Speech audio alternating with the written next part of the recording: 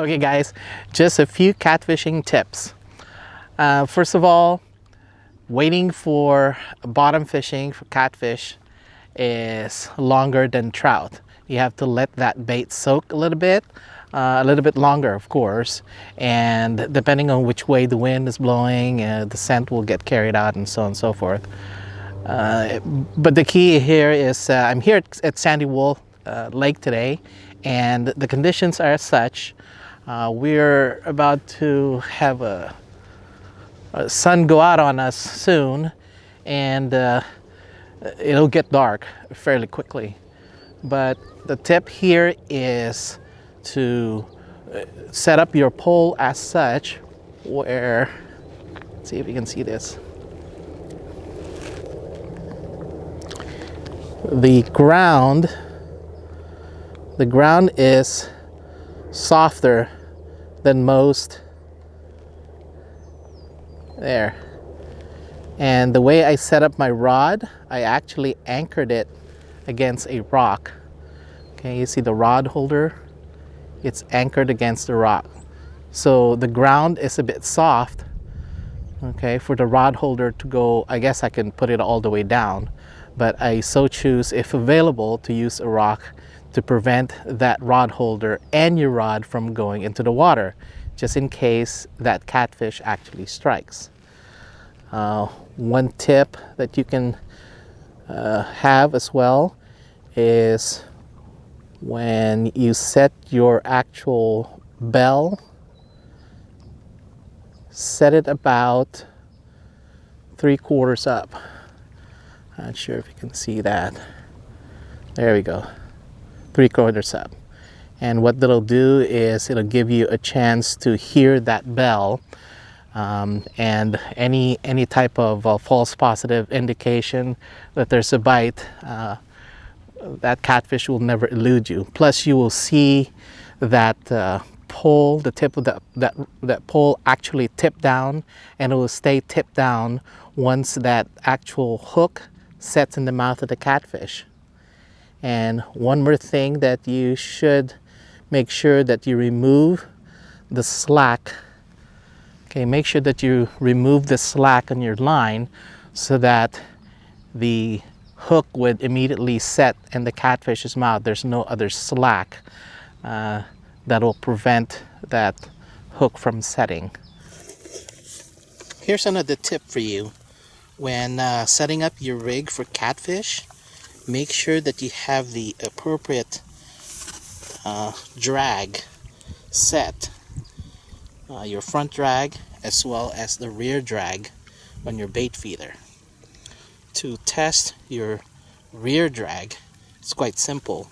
You have to enable your bait feeder as such, and all you need to do is pull this up, and you should be able to pull ever so slightly with effort, with minimal effort.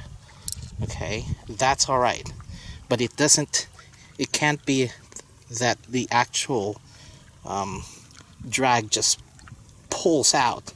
That's no good. That won't work.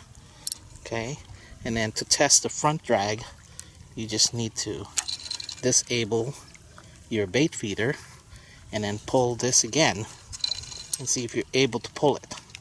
Okay, that's a wee bit tight there. Okay, that's a little bit tight. So you can release that. Now that's too loose. Okay, so you need to adjust that front drag. So just give you enough fighting power. That should work fine. Okay, and then again, just enable your bait feeder. Test it again. That should work okay. Now, as far as your line, you need to make sure that you have no slack on your line. Not sure if you can actually see that, but take my word for it. All you need to do is spin this several times. Okay, make sure that this part is lined up against your rod, and look at the tip of your pole, and if there's a slight bend to it, can see, your slack is gone. That's one good way to test if you have removed the actual slack.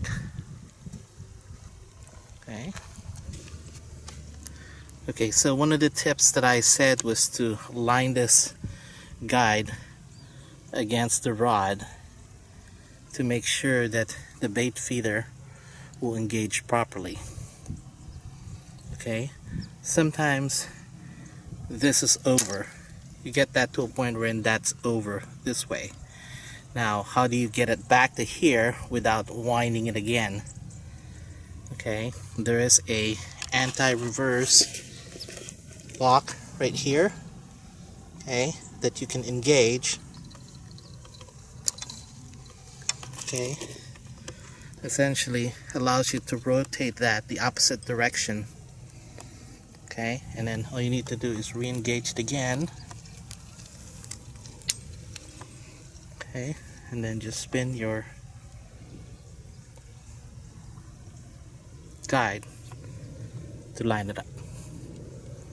Okay, you can do that for when you're just setting up your line after you've casted, or when you're actually just casting your line, because when you catch your line you have to line up your finger as such, and more often this is completely off.